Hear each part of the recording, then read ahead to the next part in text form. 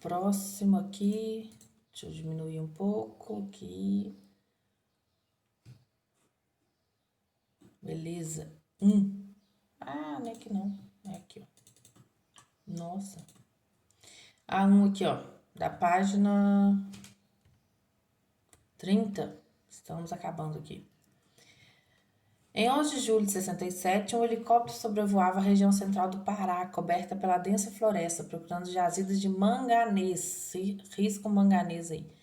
Vai que precisa, né? De repente, a neblina tapa a visão. O piloto desce aflito na primeira clareira que aparece. Só que a clareira não era uma qualquer.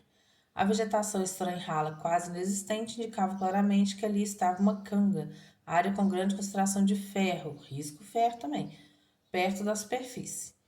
Era uma concentração absolutamente incomum. Os pesquisadores acabavam de descobrir nada mais nada menos que a mais rica reserva de minério de ferro do mundo. Mais tarde, no que depois veio a ser conhecida como a província mineral de Carajás, foram encontrados ouro, prata, manganês, cobre, bauxita ou bauxita, né? Depende de quem está falando, zinco, níquel, cromo, estanho e tungstênio. Enfim, o verdadeiro Eldorado. Então, quem já estudou aí a história sabe aí que Carajás foi um lugar de muita extração de minério, né? De muita violência e muita riqueza. A respeito dos metais citados no texto, pode-se afirmar que pelo menos 5 são exemplos de metais de transição. Então, aqui, ó, pelo menos 5. Olha aqui, ó. Ouro, prata, cobre, o zinco, o níquel. Tudo metal de transição, gente. Tudo, tá? Tungstênio,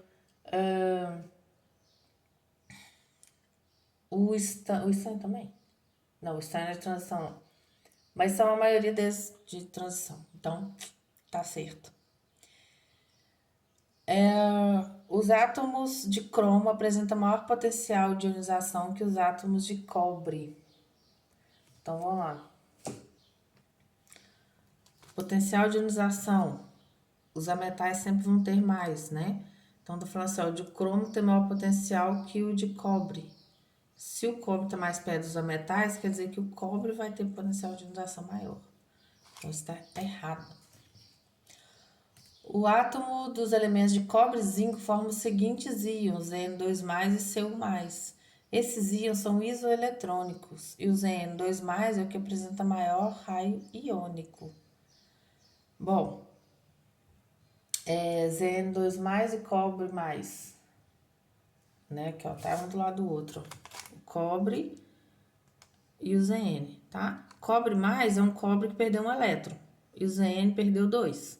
Realmente eles são isoeletrônicos, porque se ele perder um, fica com 28, se ele perder 2, ele também fica com 28. Só que onde está o erro? O Zn2+, é o que apresenta maior raio iônico. Se ele perdeu 2 elétrons, então o raio dele vai ser menor do que o cobre mais. Porque o cobre mais só perdeu um elétron.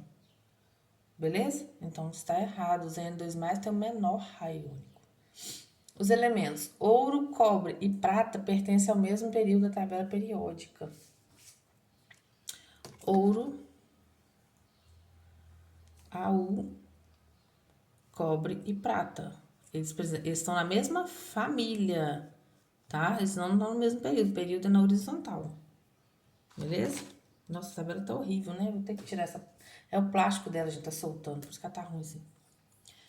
Entre as espécies químicas citadas no texto, a bauxita é a que apresenta maior eletronegatividade. Ou a bauxita, né? Vamos voltar lá em quem que é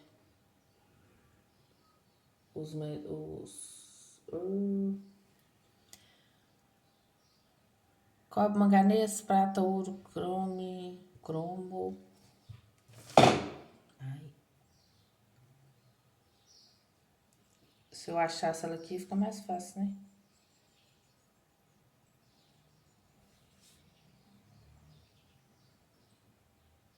E eu viajei na batatinha, porque a bauxita, viu? Tô ficando já doida já, ó.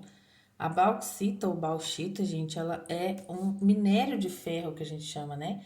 Elas são óxidos de alumínio, tá? Óxidos em geral, né, de alumínio, não é um elemento da tabela periódica. tá? Então a letra E tá errada. Essas espécies químicas, ela nem é uma espécie química, né? Ela é uma substância, tá? Então não tem como ter uma maior eletronegatividade. Então a letra E está errada. A 12, ó, a 12. A 1 aqui é a letra A, beleza? Viajei bonito aqui. 2. Uma das afirmações paranormais, isso acontece, tá, gente? Com muitos professores, inclusive eu que já vou deixando aqui para fazer junto com vocês algumas questões, então acaba que a gente viaja nas questões. Uma das afirmações paranormais mais frequentes é a do suposto poder da mente para influir sobre os metais. Diz que essa influência dobra chaves, colheres, garfos e outros talheres, até o ponto de causar sua fratura de forma sobrenatural. Alguns fenômenos dessa natureza sobre a ótica da ciência são considerados truques. Um deles consiste em quebrar uma chave ou segurá-la com os dedos polegar e indicador. Para isso, deve-se fraturar uma chave de forma que a ruptura fique o mais reta possível. Logo se repara soldando-a com um metal especial. Seu baixo ponto de fusão, 29,8 graus Celsius, faz com que baixe apenas o calor das mãos para que a chave comece a dobrar-se, no instante que o metal está se fundindo. No instante que o metal está se fundindo, a chave resulta tão frágil. Acho que é a chave resultante, né? É tão frágil que, com uma agitação leve das mãos, sem tocar o ponto que está dobrando, pode conseguir que a chave se quebre. Olha que beleza.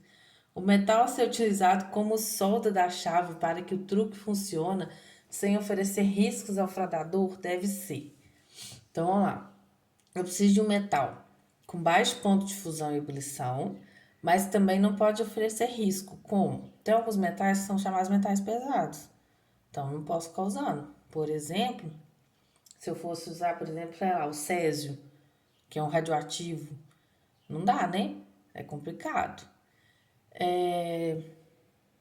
Então, quem que seria esse cara? Por exemplo, outro que a gente também não seria bom de usar, apesar de ter um ponto de fusão e ebulição baixo, seria o mercúrio, né? Na verdade, ele não tem um ponto de fusão tão baixo que ele é líquido, aí nem dá para fazer solda com ele, né?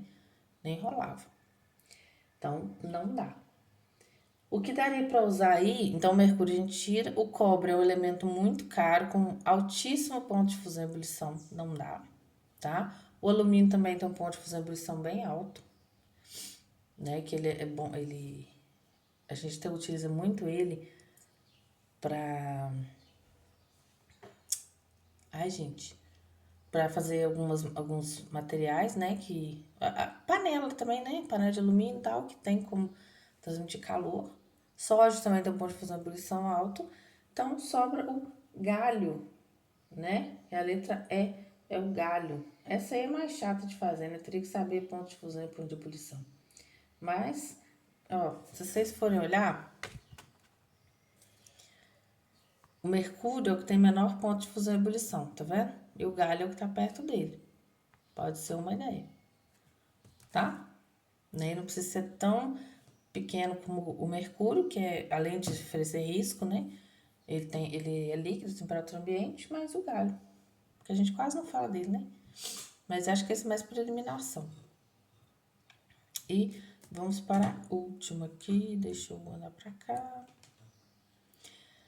3. O cádmio presente nas baterias pode chegar ao solo quando esses materiais são descartados de maneira irregular no meio ambiente ou quando são incinerados. Diferentemente da forma metálica, os íons CD2+, são extremamente perigosos para o organismo, pois ele pode substituir o íon cálcio 2+, ocasionando uma doença degenerativa nos ossos, tornando-os muito porosos e causando dores intensas nas articulações. Lembra que o cálcio faz parte da matéria óssea, né? Da matéria orgânica e matéria inorgânica dos ossos, tá? Podem ainda inibir enzimas ativadas pelo cátion ZN2+, que são extremamente importantes para o funcionamento dos rins. Então, o zinco, né? Os íons de zinco também são importantes. A figura mostra a variação do raio de alguns metais, respectivos cátions. Então, tem os metais e tem os cátions. Vocês já irem acostumando com o Enem aí, ó. O Enem é enorme, tá, gente? Mas as questões nem sempre são uma loucura ser, só para dar medo mesmo. Mas a gente já sabe, então não precisa ter medo. Bom, esse vídeo tá ficando grande, tomara que ele carregue. último aqui, então. Vamos lá. Aqui o tamanho dos raios, né? Aí tá falando que o problema nosso é o cádmio, o cálcio e o zinco.